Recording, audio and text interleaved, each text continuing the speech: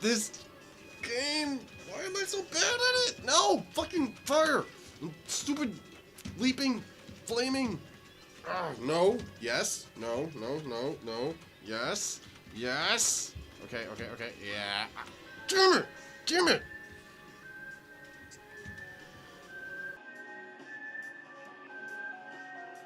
Hey there. Hi there. Hello there. You know what's crazy? The cuckoos that have yet to fly over the nest?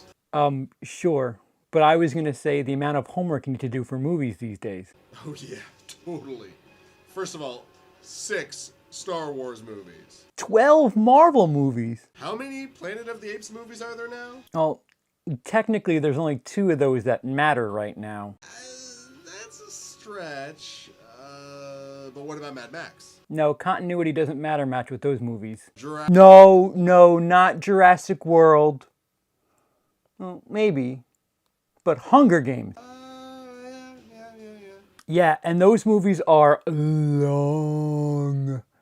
Those first 2 movies are just under 2.5 hours. And part 3, which was originally 1 book, is, being split up into 2 movies. But despite the fact that this story is so huge, it needs to be 2 movies. It's somehow barely 2 hours long. So, the biggest, most epic story of the whole series is now Lindsey, CP. getting off track. Right. So to rewatch The Hunger Games is just under 7 hours of your life? So fuck that. Yeah, why spend 7 hours rewatching all the movies when you could just spend 15-ish minutes watching 2 dudes recount it? I think we all know the answer to that one. So Hunger Games. And just for the record, the movies, none of this book crap. Lindsey? The Hunger Games. So, in a kinda crappy future, our heroine lives with her little family in their section of society, broken up by different groups. The story proper begins the day that our heroine makes a life-changing decision at a public event that separates them out into a new, for them, section of this society and starts them on a path to save the world. Not Slytherin.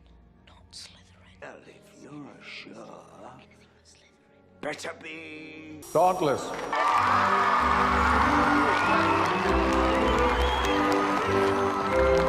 Now, while our hero comes from a simple background which makes them a perfect protagonist, it doesn't mean they know what they need to be a hero. So time to get a learning. But because they're the main character, they are, of course, super amazingly awesome at something, and that skill allows them to stick out from the crowd.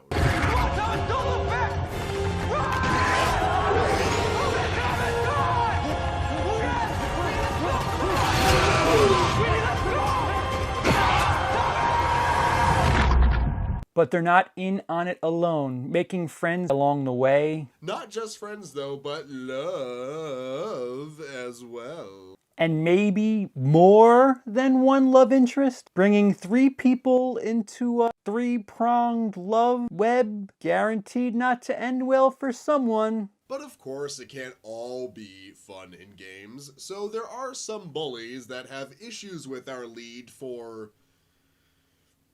reasons. So some shit happens along the way, but that's nothing compared to the shit when shit gets real, and some don't make it. And to save the day, hard choices must be made. All wrapped up with an open-ended finale to guarantee sequels. And thusly, it is time for part 2. Catching Fire, which opens with our hero reflecting on the previous movie and those lost. This time, the government that isn't exactly ideal is fleshed out a bit, instead of just talked about. But not just the government gets fleshed out, there are whole sections of this world that we just heard about last time that are right there at the get-go for us to learn about. And since this is a sequel, the love entanglements are even more entangled. But who cares about love? This is a sequel that is about revolution. After the events of Part 1, the government is cracking down on the populace to keep things under control. And it becomes difficult to see who is friend and who is foe,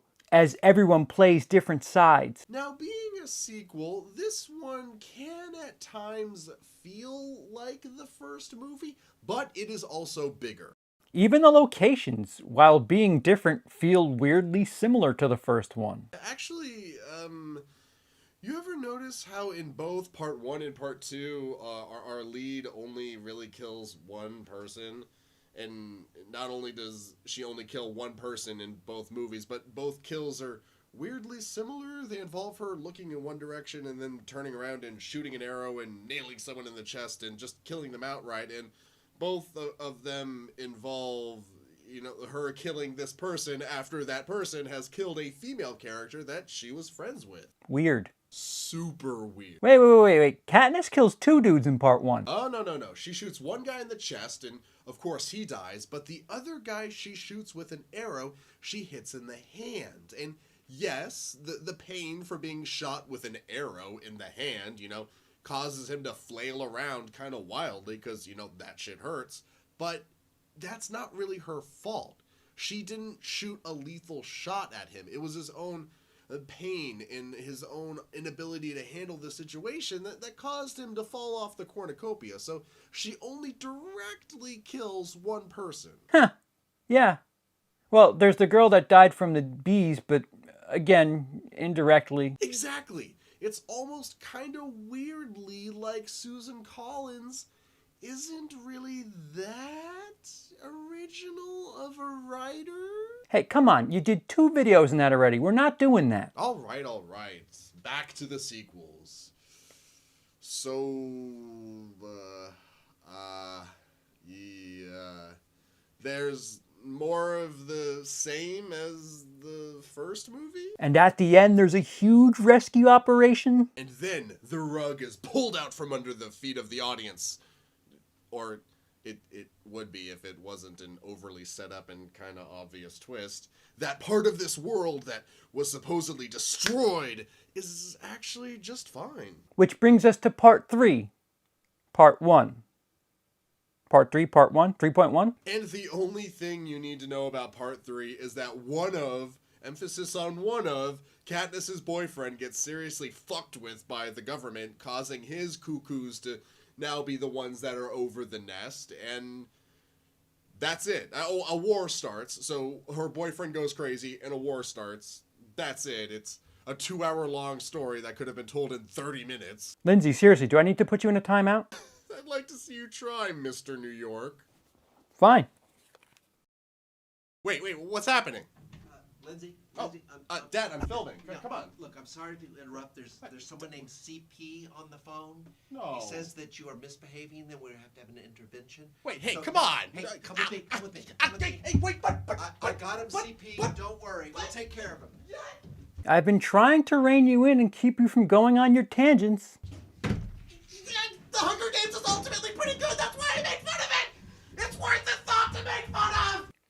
Even as good as Hunger Games is, if you've seen one, you've seen them all, and that's really unfortunate. So for Lindsey, who is currently in a timeout, I am CP from Will I Like It.